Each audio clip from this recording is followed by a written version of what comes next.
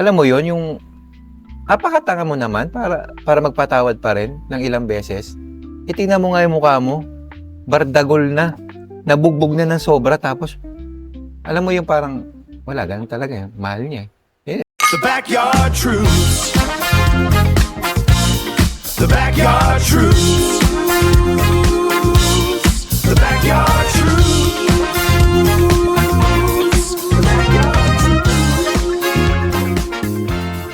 Develop lang, kaya naging love, di ba? Source of confusion din yun. Sa tingin mo naman, Ras, paano kung halimbawang galing tayo dun sa topic na yun sa love and attachment, yung mga tipong paano mo masasabi na kailangan mo na mag-let go?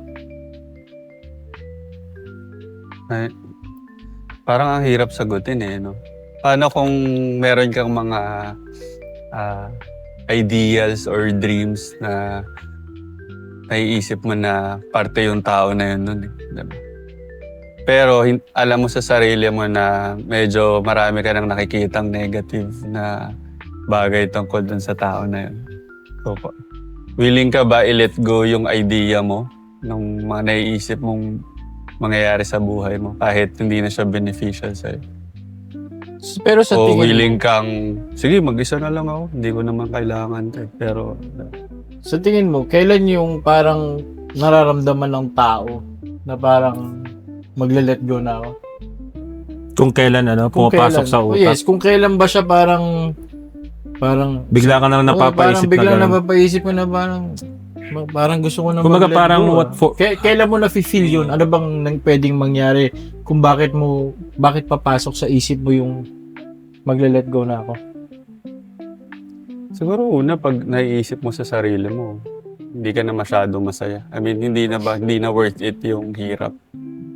Kasi kahit pa sabihin mo na sobrang hirap, yung sobrang toxic yung relationship mo, pero alam mo masaya ka dun sa relationship mo. Kahit madalas kayong may pag-aaway kayo. Magsistay ka pa din di ba? Kahit alam mo hindi na healthy, magstay ka pa din. Oo. Pero yun nga, Kaya dyan ako Ano ba nagtataka, yung sorry. Ba't may mga ganun? Yung alam mo lang hindi healthy pero Nagsistay ka pa mag-stay din. ka pa din. Ano yun yung parang siguro, nilalaban pa.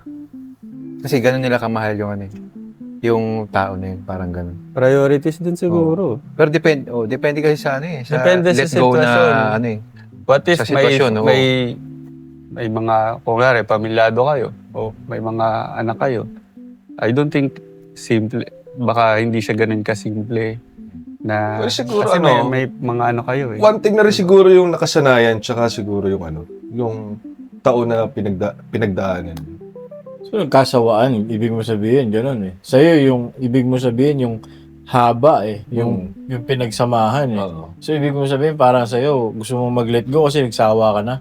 Hindi, I mean yung kung bakit nagtatagal. I mean, nagsistay ka pa din dun kahit sabihin mo nang hindi healthy. Meron din ganun Parang hindi Hindi na sila healthy yung hindi na sila relationship, makapaghiwalay kasi parang nangihinayang Pero yung- sila dun sa oras. Sorry, kasi pero- nag-invest na sila Pero yung Pagmamahal, ganun thought, oras. hindi ba unhealthy na rin yun? Yung, Oo.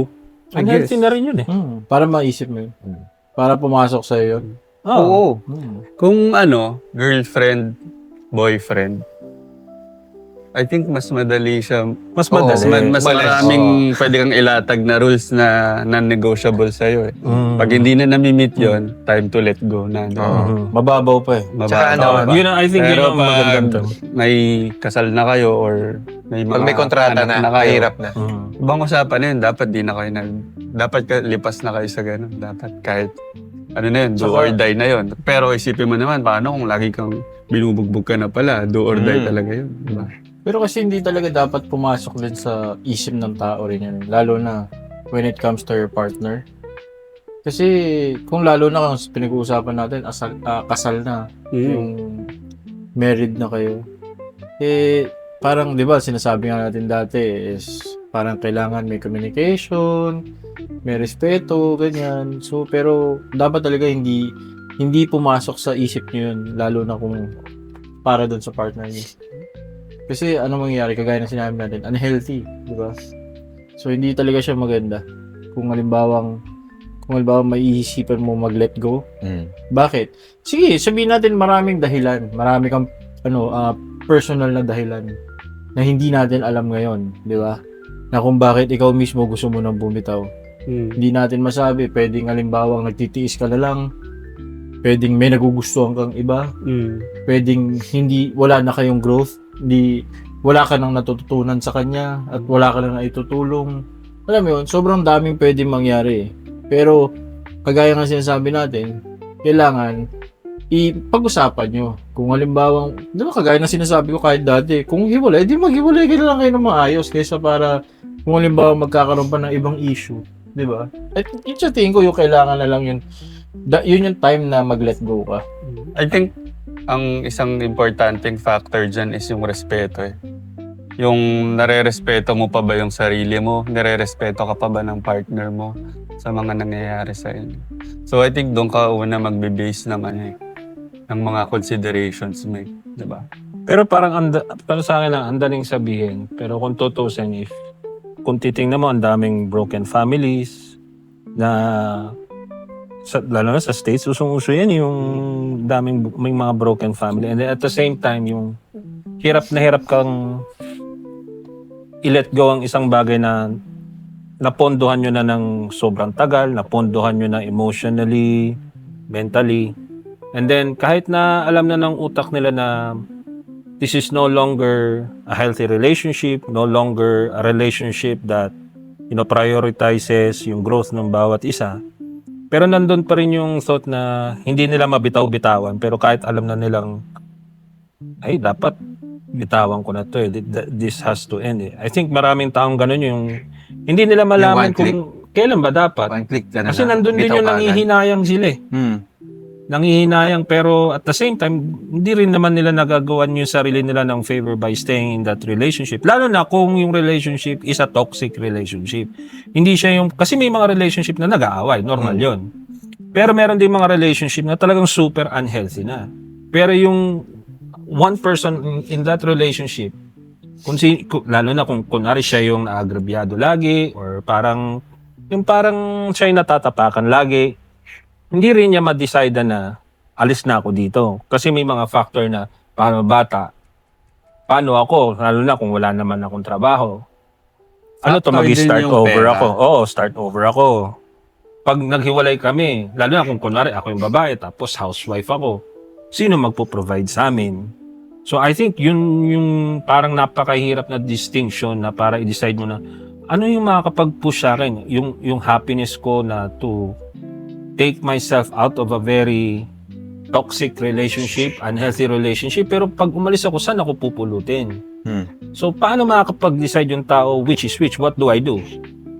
Hindi, siguro kailangan talaga nila mag-usap muna. Depende kung gaano karami. Tsaka Kung gaano ka siguro ka-financially stable in that case. Kasi maraming, alam nila yung husband nila naglolo ko, pero they still stay. Kasi very good provider eh. Alam mo yun, wala kumbaga silang hirap. doon kasi bawing-bawi eh. Oo. Oo. So, syempre, kung ikaw, alam mo naman na you can live without that partner, kaya mo sarili mo, kaya mo yung mga anak mo, hindi ka talaga magsistay kasi anin pa kita, diba? Tulad nga nang nasabi ko yung nag-TBTY tayo. Ano ba tawag doon?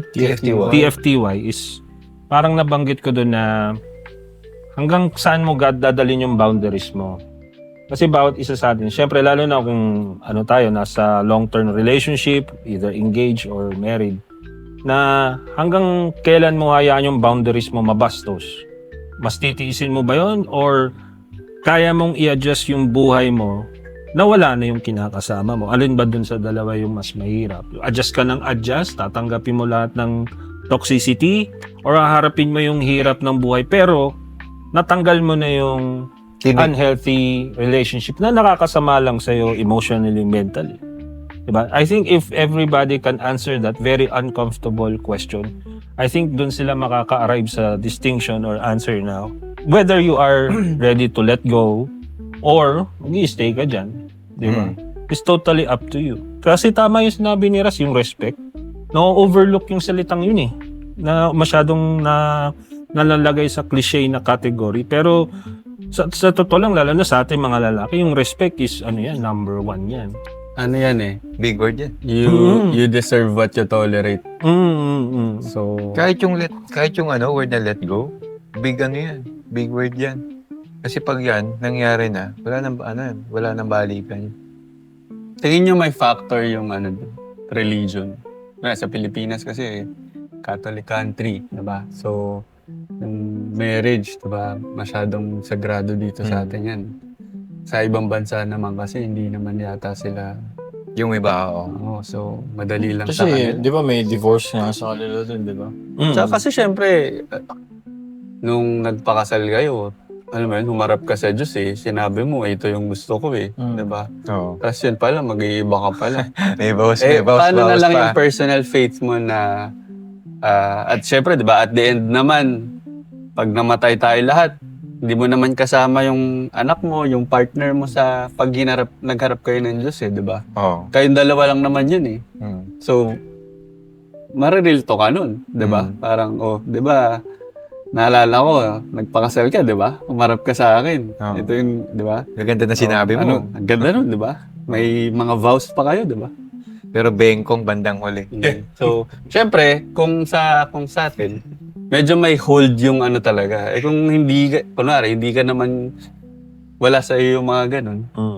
Like, kunwari nga, sa ibang bansa, hindi naman sila ganun. Baka mas madali sa kanila.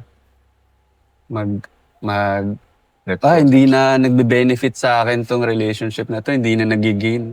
Kahit, kayo, ang dami yung mga anak, alam mo yun, marami kayong... Pero depende rin kasi sa tao yan. Yung kung magle-let go ka o hindi. Depende sa tao. Tsaka depende rin sa pinagdadaanan. Minsan, sa mag-partner, magkasama sila. Minsan naman, yung isa, sobrang mahal na mahal, hindi makapag-let go. Pero ito naman, gustong mag-let go. Ito, nilalaban niya, pero ito, gusto na talaga na mag-let go.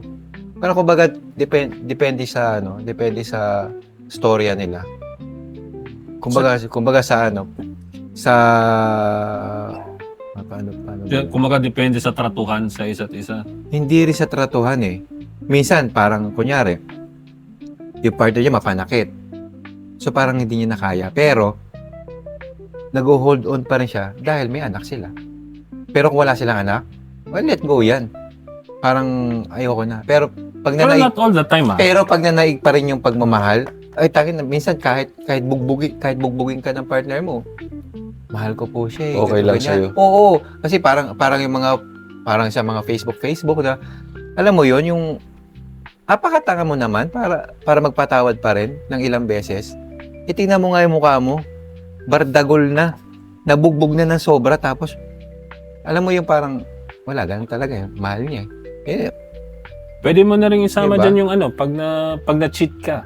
Yun. Well, Pag na-cheat ka, niloloko ka, tapos okay lang sa'yo. lalo na kung let's say for example, yung karelasyon mo has cheated on you once, twice, 3 times, tapos nandun ka pa rin. The Backyard Truths. The Backyard Truths.